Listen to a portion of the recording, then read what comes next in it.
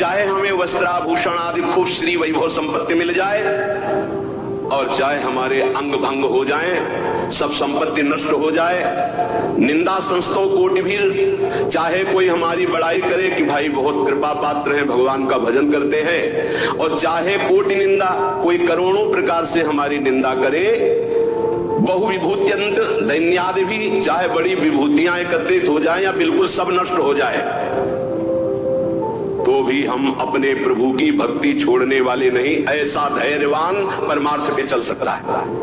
देखो, विचार करके देखो, अध्यात्म किसे कहते हैं?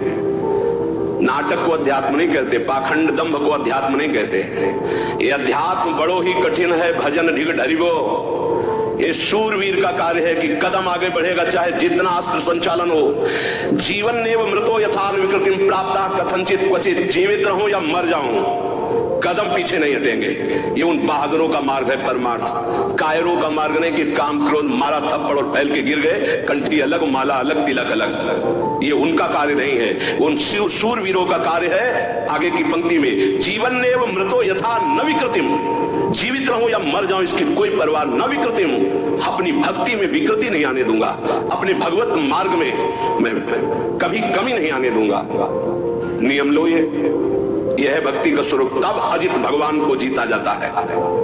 ये खिलवाड़ का मार्ग नहीं है। प्राप्ता कथनचित क्वचित, कोई भी विकार आकर के कहीं भी निपट सकता है। यह है गुरु का चेला, दूसरा कोई नहीं है। जैसे पहलवान गुरु अपने चेले को जहां देखता है कि कमजोर है वही पीट पीट के फिर वो अखाड़े पे खड़ा करता है, अंगुली घुमाता है, ऐसे कोई भी लड़ सकता है। ऐसे ही यहां क्वचित कथनचित, कहीं भी कोई भी मेरे प्राण ले लो, लेकिन मैं भक्ति का मार्ग नहीं छोड़ सकता। चाहे वैभव आवे, चाहे नष्ट हो जाए, चाहे शरीर रहे या नष्ट हो जाए, यश हो या अपयश हो, इसकी कोई परवाह नहीं। जीवन नेव मृतो यथान विकृतिम प्राप्ता कथनचित क्वचित, मरूं या जीऊं इसकी कोई परवाह नहीं। ऐसा ही उपासक विजय प्राप्त करता है इस माया पर। नहीं तो बहुत लुभावना और भयावना दोनों प्रकार का आकर्षण माया देती है। शूरवीर टिकता है नहीं, मृत्यु वरण, लेकिन भगवान को नहीं छोड़ सकता। महात्मा बुद्ध जी जब ब्रह्मबोध करने के लिए घर से निकले, एक वृक्ष के नीचे बैठ गए और संकल्प किया कि शरीर का मांस गलित हो जाए, हड्डियां टूट जाएं, प्राण निकल जाएं, पर जब तक ब्रह्म साक्षात्कार नहीं होगा तब तक आसन से नहीं उठूंगा। और ब्रह्म बोध करके ही आसन से उठे, इसीलिए उसे बोध वृक्ष कहा गया। वही चित्र और वही श्लोक बुढ़िया बाबा अपने डायरी में रखते थे सदैव सामने। ऐसे जीवन में दो श्लोक सामने सदैव रखा अपने दिमाग में। मात्रा स्पर्शास्तु कौन्तेय शीतोष्ण सुख दुःखदा आगमा पायनो अनित्यास्तास्ति चस्व भारत यम ही न व्यथयन्ति ते पुरुषम पुरुषर्षभ सम दुःखा सुखाधीरम स्वमृतत्वाय कल्पते। जब कभी कोई भी विपत्ति, संकट, गर्मी, सर्दी, भूख, प्यास, ये दो श्लोक का निरंतर सामने से भगवान कह रहे, जगत गुरु कह रहे, यम ही न व्यथयन्ति ते, व्यथित मत हो, शांत मंत्र में लग, अपने इष्ट के चिंतन में लग। श्री वृंदावन आश्रय प्रिय महानंदैक कंदम परम, जो ऐसा हो जाता है उसे वृंदावन महा आनंद प्रदान करता है, वो महाप्रेम का अधिकारी होता है। देखो, शरीर छूटेगा, आज नहीं तो कल छूटेगा। हमें शरीर को लेकर के कि हमें सुख मिले सो भक्ति, आज हमारी भक्ति का स्वरूप बिगड़ गया है। शरीर सुविधा ही हमारी भक्ति रह गई है। बहुत ध्यान देने योग्य बात है। सच्ची मानिए, भगवान के मार्ग में चलने के लिए ये तो पक्का है, पक्का है, पक्का है। अपने को प्रभु के चरणों में समर्पित करके सुख दुख दोनों को समान भाव से सहने का विचार पक्का कर लो तो निकल जाओगे। अगर सुख के भोगी बने तो दुख में भाग जाओगे, टिकोगे नहीं इस मार्ग में, चाहे गृहस्थ हो चाहे विरक्त हो। शरीर को कितना दुलार करके तुम बचा लोगे, कितना? खा पी के खूब चर्बी शरीर में बढ़ गई, नष्ट होने वाला है। एक घृणा करो इस वृत्ति से।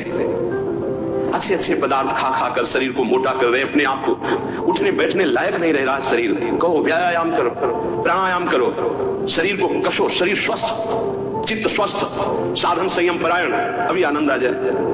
भोजन तो व्यायाम, वायु ले रहे हो तो प्राणायाम जरूरी है। साधु हो या गृहस्थ हो, अगर तुम्हारा शरीर स्वस्थ नहीं, शरीर के कितने ऐसे अंग हैं जो साधारण प्रक्रिया से उन पर कोई प्रभाव नहीं पड़ता, उनको असाधारण, जैसे एक सांस में 2-3 किलोमीटर दौड़ना, चलो बाहर नहीं दौड़ सकते तो आजकल यंत्र चले, ट्रेडमिल क्या कहते हैं, उसमें चल सकते हो।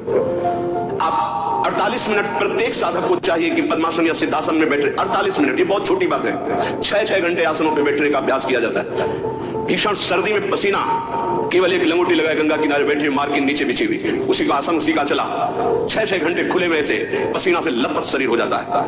90 प्राणायाम, साय मच जाती है दिमाग में, एकदम मंत्राकार वृत्ति। परमानंद की अनुभूति के लिए अध्यात्म चाहिए। शरीर का दुलार करने वाला कभी साधक नहीं होता। प्रायः कुछ ऐसे महाकृपा पात्र जन हैं जो शरीर को संयम में, इंद्रियों को संयम में रखने की विचारधारा करते हैं। नहीं तो आजकल हम सुविधा को अपनी भक्ति का फल मानने लगे।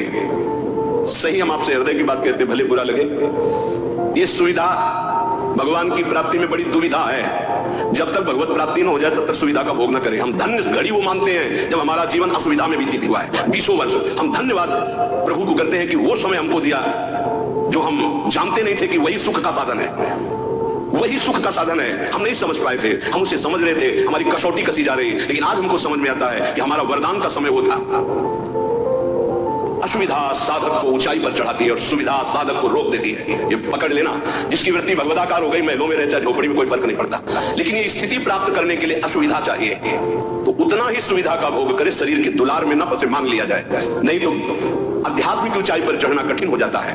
जो भगवत प्राप्त महात्मा जन हैं वो कह रहे हैं, बहुत जन्म व्यतीत हो गए इस शरीर से प्यार करते हुए, लेकिन सदगुरुदेव नहीं मिले, इसलिए तुम बाजी हारते गए। मन रे अब की बेर संहारो, जन्म अनेक दगा में खोए, बिना गुरु बाजी हारो। मन रे अब की बेर संहारो। बहुत से तुम्हारे जन्म हुए, मनुष्य जन्म, लेकिन सदगुरु नहीं मिले, इसलिए बाजी हार गए। अब की जीत जाओ। सदगुरु का वर्ण करके उनकी आज्ञा के अनुसार चलना बहुत कठिन है। सदगुरु की आज्ञा पर चलना।